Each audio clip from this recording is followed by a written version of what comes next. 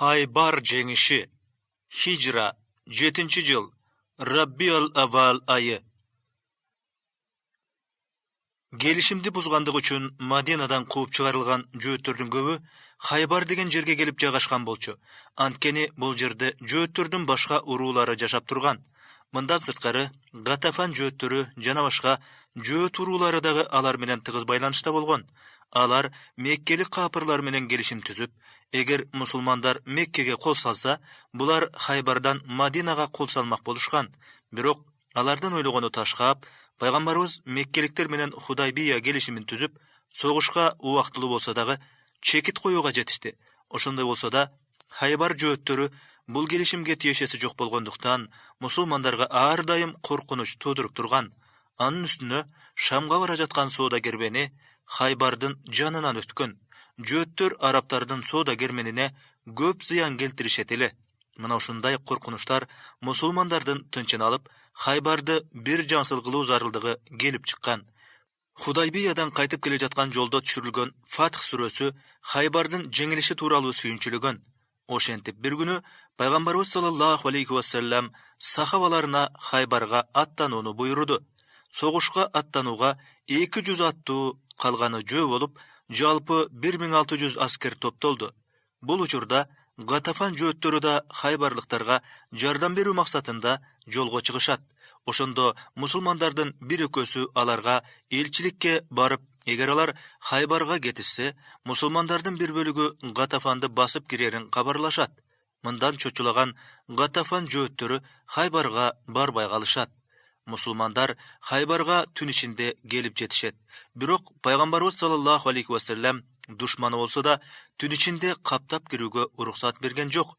Таңдын атышын күтүштү. Таң атканда талаа жумуштарына чыккан жөөттөр мусулмандардын өтө жакын келип калышканын көрүп, чептерине качып кирип бекине башташты. Алардын чептери бийик тосулган. Курал жарактары жетиштүү болчу. Чепке бекинген жөөттөр дароо эле мусулмандарга жебе тарта башташты. Кокустан жааган жебелерден мусулмандардан 50-ге жакыны жаракат алды. Пайгамбарыбыз саллаллаху алейхи ва саллям аскерлерине чептердин арасынан назат деп аталган чепти көрсөтүп, ошол чепте азык түлүк жана курал жарак бар экенин, ошол чепти басып алса, башкасын алуу жеңил болоорун айтат. Мусулман аскерлери көптөгөн кыйынчылыктан кийин ошол чепти өздөрүнө каратышат. Чындап эле анда жөөттөрдүн азык түлүк, курал жарактары сакталган экен. Бул мусулмандарга бир топ күч-кубат топтоого түрткү болду.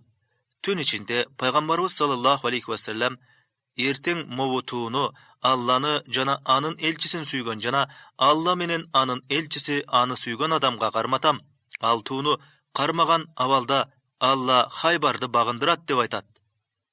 Сахабалардын баары мындай бакытка ким ээ болор экен деп таң атырышты.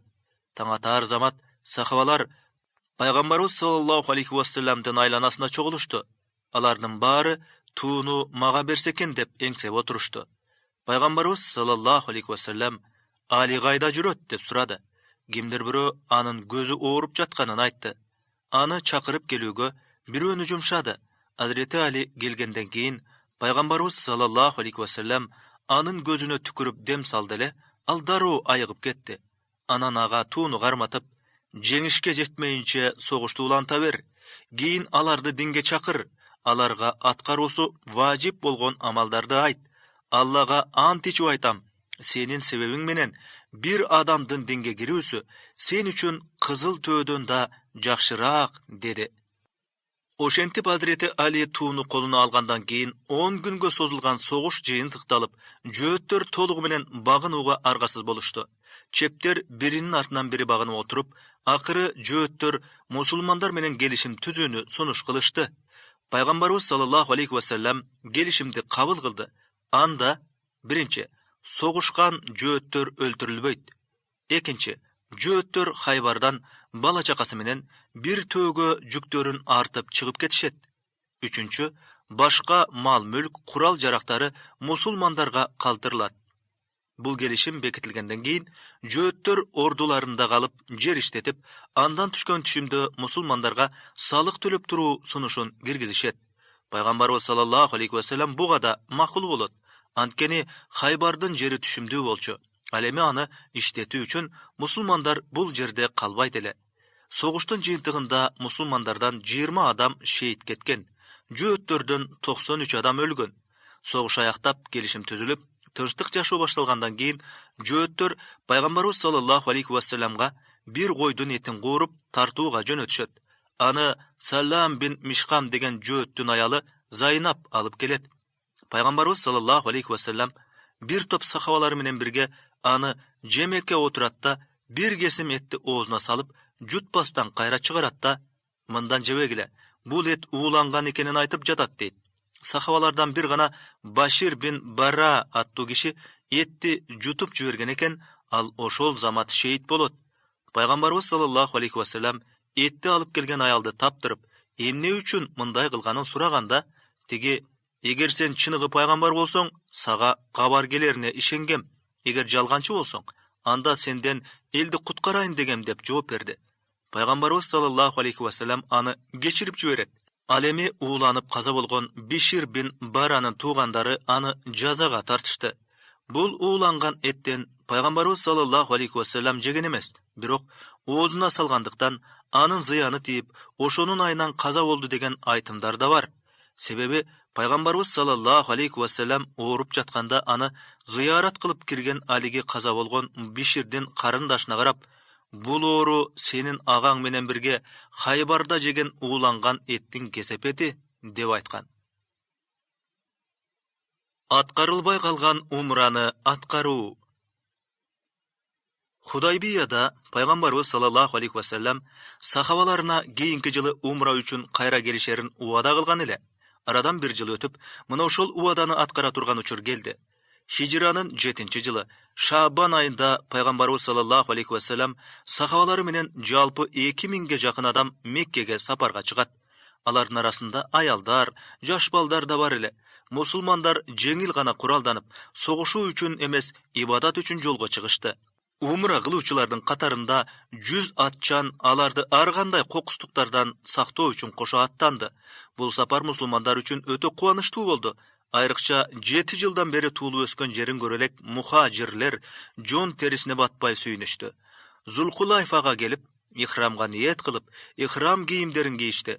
Мухаммад бин Маслам деген сахабаны курмандык чалынчу мал менен алдын ала жиберет. Аны көргөн меккеликтер мусулмандардын умрага келгенин билишет.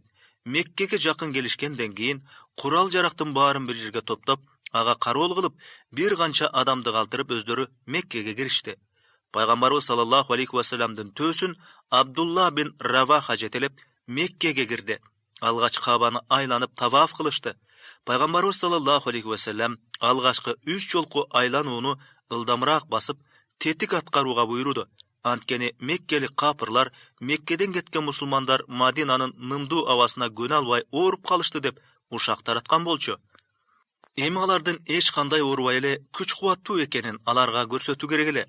Кабаны айланып, анан Сафа жана Марва тоолорунун ортосунда 7 жолу басып өткөндөн кийин мусулмандар чачтарын кыскартып жана алдыртышты. Ошентип келишим боюнча мусулмандар Меккеде 3 күн турушту. Бул аралыкта мухажирлер туугандары менен жолугуп, аларды динге чакырышты. Пайгамбарыбыз саллаллаху алейхи вассалам Харистин кызы Маймуна энебизге үйлөндү. 3-күнү күнү Хуайтип бин Абдуллузза бир топ адамдар менен келип, аларды Меккеден чыгып кетүүсүн талап кылды. Пайгамбарыбыз саллаллаху алейхи вассалам: "Бизге тийишпей турбайсыңарбы? Силерге тамак бышырып, той кылып берели" деди эле. Тигилер ага макул болгон жок. Сахабалар ошол күнү Меккеден чыгып кетишти. Чыгып бара жатканыбызда пайгамбарыбыз саллаллаху алейхи вассаламга агасы Хамзанын кызы келип, чогуу ала кетүүнү суранды эле. Пайгамбарыбыз аны өзү менен бирге ала кетти. Бул кичинекей жетим кызды Адрети Али менен Фатима энебиз багып алышты. Бирок Харистин уулдары Джафар менен Зайд да аны багып алууга кызыктар болушту. Пайгамбарыбыз саллаллаху алейхи вассалам Джафардын аялы кыздын таяжеси болгон үчүн аны аларга берди да, "Таяже эненин ордунда турат" деп айтты. Ушундан улам ата жагына караганда эне жагы, тагыраагы атасы менен бир тууган эжесине караганда энеси менен бир тууган таяжеси балага жакын болорун билебиз. Мута согушу. Хижра 7-жыл Jumat al-Ula ayı. Хайбардагы жеңиштен кийин пайгамбарыбыз саллаллаху алейхи ва саллям дагы бир катар урууларга кат жолдойт. Алардын бири Шамдагы Бусра шаарынын акимине Харис бин Умайр ал-Азди деген сахаба кат алып барат. Бирок аны Шам амирлеринин бири Шурахбил бин Амр ал-Гассани кармап алып, анын кат алып келгенин билгенден кийин өлтүрүп коет. Бул заманда элчилерди өлтүрүүгө болбой турганын билип туруп, мындай ишке баргандан пайгамбарыбыз саллаллаху алейхи ва саллям катуу ачууланат. Алардан өч алуу үчүн дароо аскерин чогултат. 3000 кишиден турган кол жортуулга даяр болду. Пайгамбарыбыз саллаллаху алейхи ва саллям тууну Зайд бин Харисага берип, эгер Зайд шейит болсо, тууну Джафар алсын, эгер ал да шейит болсо, Абдулла алсын, эгер ал да шейит болсо, анда өз ара кеңешип тууну бир өңөргө көтөрткүлө деди. Аскер жолго чыкты.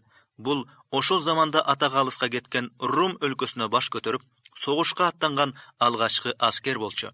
Мусулмандардын согушка аттанганынан кабардар болгон Шурахбил дагы аскер жыйнап, баш аягы 100 миңди чапчыган кол менен каршы аттанып чыккан болчу. Шамдын Маан деген жерине жеткенде, мусулмандар аларды утурлап келе жаткан көп сандагы душмандан кабардар болушту. Көпчүлүктүн пикири менен пайгамбарыбызга чабарман чаптырып дагы кошумча күч сурамак болушту. Бирок душман өтө жакын келип калган болчу. Эми өздөрүнөн дээрлик 30 эсе көп сандагы душман менен бетме-бет салгылашуудан башка арга жок эле. Бул учунан тиги учу көрүнбөгөн, алыстан караган кишиге катуу шамалга буулугуп алган деңиз толкунундай карарган душман колу мусулмандардын бет маңдайына жакындап келди. Иш жүзүндө мыкты куралданган, мынчалык көп сандагы аскерди жеңүү мүмкүн эмес эле. Мусулмандарга бир гана ыйманын күчү дем берип, көзүнө шейиттик, анан бейиш элестеп, баары ушуну сагынып, көксөп, батыраак жетүүнү эңсеп турду. Мусулмандардын ишенген куралы ушул болчу. Согуш башталды. Зайд бин Харисанын колунда желбиреген туу алдыга суурулуп, анын артынан аскерлер жабыла алдыга умтулуп, душмандын колуна жебедей сайылды. Кызыл кыргын алоолуп, ат азын оосу, адам кыйкырыгы, кылычтардын кагылышы айлананы каптап кетти.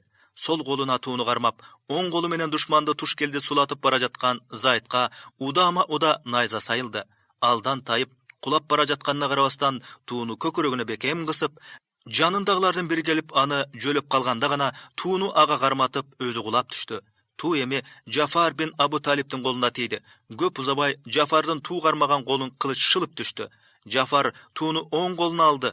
Экинчи шилтенген кылыч оң колунда шылый чапты. Согушууга эч аргасы калбаган Джафар колдорунун мулуйган дүмүрү менен тууну көкүрөгүнө кысып, жанын коргобой тууну коргоонун айласында калды. Найза сайылып, кылыч кесип, денесинин тамтыгы чыкканына карабастан, тууну жерге түшүрбөй тырышты. Ага чейин алыстан учуп келип көкүрөгүнө тепчилген жебе аны аттан кулоого аргасыз кылды. Кийин 41 жаштагы Джафардын денесинен 90га жакын жаракат алганын көрүштү. Туу Абдулла бин Раваханын колуна тийди. Аскерди алдыга үндөп, шык берип, өзү колдун алдында салгылашып жүрүп, Абдулла да шейит кетти. Сабит бин Акрам деген сахаба тууну жерге түшүрбөй желбиретип туруп, кийинчерээк Сайфулла, кыргызча мааниси Алланын кылычы деген каймана атка ээ болгон Халид бин Валидти чакырды. Аскердин баары туу көтөрүүгө аны ылайыктуу деп таап, тууну ага карматышты. Бул динде жаңы кабылган Халиддин мусулмандардын катарына капырларга каршы согушуп жаткан алгачкы согуш эле. Согуш ыкмасын мыкты билген Халид тууну колуна кармап, аскерлер менен душманга тийип качып согуш жүргүзүп, душмандын бир канча үшүн алды. Көгүм кирип, айлананы караңгылык каптай баштаганда согуш токтоду. Мусулман кошууну бир аз эс алгандан кийин Халид алардын кол башчыларын топтоп, оң канатта согушкандарды сол канатка, сол канаттагыларын оң канатка, алдындагыларды артына, артындагылары алдына алмашууга буйруду. Аскерлер үндөрүн бийик чыгарып, ызы-чуу болуп ары бери алмашып жатышты. Душмандар мусулмандардын кошууну эмне үчүн түнү менен тынчтанбай ызы-чуу болуп жатканына таңыркап турушту. Эртең менен душмандын алдына кечөө күнү көрбөгөн жаңы аскерлер пайда болду. Муну көргөн душман колу түнү менен мусулмандарга жаңы күч кошулган турбайбы деп корко баштады. Анткени алардын алдында кийими дагы, сүрү дагы башка жаңы аскерлер турган эле. Экинчи күнкү согуш ушинтип душман колунун үшүн алуу менен башталды. Бул күнү Халиддин колунан 7 кылыч сынды. Мусулмандар душман колун чачыратып, туш тарапка бөлүп жарууга жетишти. Бирок Халид качкан душмандын артынан сая түшпөй, кайра бат артка кайтууга буйрук берди. Анткени душман колу көп болчу. Алар кайрадан баш аягын жыйып, чабуулга чыкса, бир уштай мусулман аскерлери курчоодо калмак. Ошондуктан чабуулда дароо токтоткон Халид аскерди камырдан кыл suurugандай сууруп чыгып кетти. Душман колу кайра чабуулга даярданганча мусулмандар согуш таласынан бир топ алыстап кетти. Ансыз да катуу сокууга дуушар болгон душман колу алардын артынан кууганга батынган жок. Ошентип бул согушта Алланын жардамы менен мусулмандардын пайдасына чечилди. Согушта мусулмандардан 15тен ашуун адам шейит кетти. Бир канча жүздөгөн адам жаракат алды. Мадина менен согуш болгон Мутта таласынын аралыгы 1000 чакырымдай бар эле. Алла Таала согушта болгон ар бир окуяны пайгамбарыбыз саллаллаху алейхи ва салламга кабарлап турду. Аннас бин Малик мынтип айтат: Алланын элчиси согушта болгон окуяларды бизге айтып отурду. Ал: мына Зайд шейит болуп тууну Джафар алды. Джафар да шейит болуп тууну Абдулла алды. Ал да шейит болуп мусулмандар тууну Алланын кылычы болгон бир адамга беришти. Алла Таала ушул адам аркылуу мусулмандарга жеңиш берди деп көзүнөн жашы куюлуп жатты. Пайгамбарыбыз саллаллаху алейхи ва саллям шейит болгондорго кайгырып, жашын агызып дуа кылды. Айрыкча Джафардын жетим калган балдарын көргөндө карман албай, шолокто ойлап жиберди. Джафардын үй бүлөсүнө тамак даярдап берип тургула, алар азыр башка нерсе менен алек болуп жатышат деп кошуналарына осуят кылды. Аллахым булардын кайгысын Джафардан өткөн жакшылык менен алмаштыр деп дуа кылды.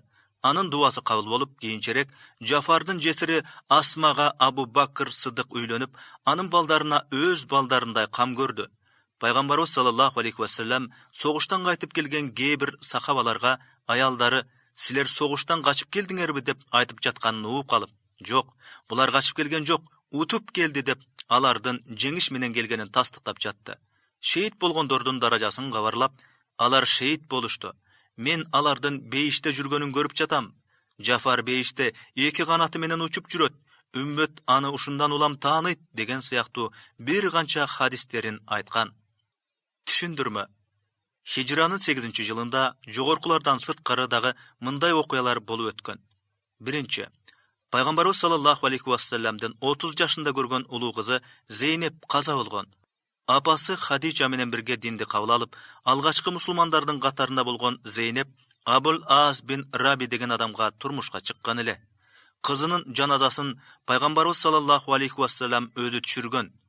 Экинчи, бул жылы араптардын көрүнүктүү 3 адамы, саясатты жакшы билген Мар бин Ас, аскер башчы Батыр Халид бин Валид жана Усман бин Талха Мадинага келип динди кабыл алышкан.